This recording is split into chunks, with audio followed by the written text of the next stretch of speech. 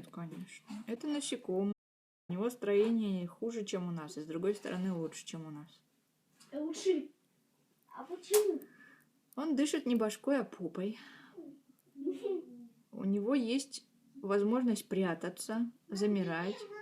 Ну, мы тоже можем замирать. Нет, у него нету запаха. А как это?